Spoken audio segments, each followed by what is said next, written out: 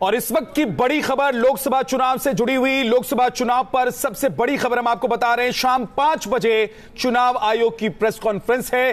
चुनाव आयोग तारीखों का ऐलान कर सकता है। चुनाव की तारीखों का ऐलान किया जा सकता है। मुमकिन है कि शाम 5 बजे जब चुनाव आयोग की तरफ से प्रेस कॉन्फ्रेंस होगी उस वक्त लोकसभा चुनाव की तारीखों का ऐलान कर दिया जाए, यानी कि शाम 5 बजे आज ये तय हो जाएगा कि कौन कौन सी तारीख होंगी लोकसभा चुनाव की, और साथ ही कब लोकसभा के चुनाव होंगे, कब शुरू होंगे, कब खत्म होंगे, कब कितने फेज में ये चुनाव होंगे और किस दिन नतीजे आएंगे। तो 3 जून को कार्यकाल खत्म हो रहा है केंद्र सरकार का, इसीलिए माना जा रहा है कि अप्रैल और मई में ही चुनाव होंगे। उनकी डेट्स जो हैं वो आगे नहीं बढ़ाई जाएंगी और अप्रैल और मई में चुनाव मुमकिन है। और इसी को लेकर आज चुनाव आयोग जो प्रेस कॉन्फ्रेंस है वो करने वाला है और उम्मीद है कि आज ही तारीखों का ऐलान हो जाएगा। मधुरेंद्र हमारे साथ जुड़ गए हैं। मधुरेंद्र, क्या जानकारी है?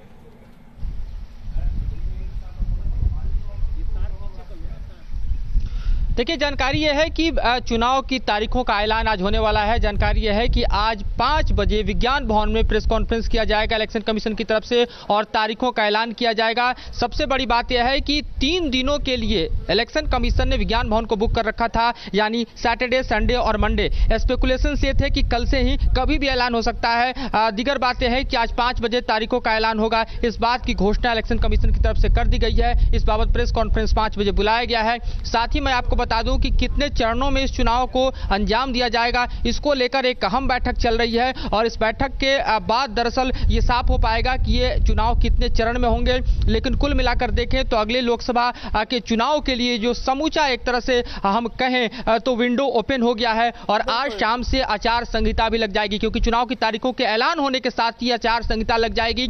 सरकार के तमाम कार्यक्रम जो कि शेड्यूल्ड है, प्रधानमंत्री के भी कार्यक्रम 15 तारीख तक शेड्यूल्ड थे, तमाम कार्यक्रम अब सरकारी कैंसिल हो जाएंगे। समूचा देश एक तरह से इलेक्शन मोड में चला जाएगा। तमाम राजनीतिक दल जो है वो इलेक्शन मोड में चले जाएंगे। जिन मुद्दों को लेकर इस वक्त जो है सरकार और विपक्ष की बहस है, अब राजनीतिक दलों की बहस उतरकर सामने चली आएगी। तो ये सब कुछ होने वाला है और अब वक्त जो है वो मुकर्रर हो चुका है। मधुरेंद्र, ये माना जा रहा था कि जम्मू कश्मीर के विधानसभा चुनाव जो है वो भी साथ में कराए जा सकते हैं, इसीलिए तारीखों के ऐलान में देरी हो रही है। इसके अलावा तमाम और राज्य भी हैं जिनमें विधानसभा चुनाव होने हैं। मई में और जून में उनका कार्यकाल खत्म हो रहा है उनकी सरकारों का। तो क्या मुमकिन है कि आज ही विधानसभा चुनाव की तारीखों का भी ऐलान किया जाए लोकसभा के साथ साथ?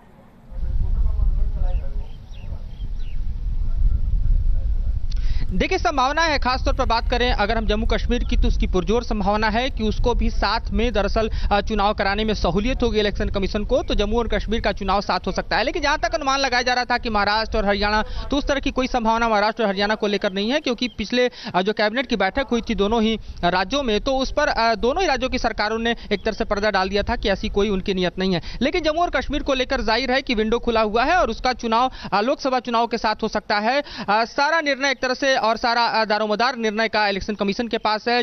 बैठकों का अंतिम रूप और मूर्त रूप जो है एक तरह से चुनाव की तारीखों का और चरणों का वो दिया जा रहा है इस वक्त इलेक्शन कमीशन के दफ्तर में अशोका रोड पर। और अब 5 बजे का वक्त मुकर्रर कर दिया गया है जब चुनाव की तारीखों, उसके चरण दोनों का ऐलान होगा और देश में आचार संहिता लग जाएगी। जी मधुरेंद्र, लेकिन 5 बजे प्रेस कॉन्फ्रेंस तो होगी, उससे पहले क्या आप लोगों को सूत्रों के हवाले से कोई जानकारी मिल पाई है कितने चरणों में ये चुनाव हो सकते हैं और कब तक इस चुनाव को निपटाया जा सकता है?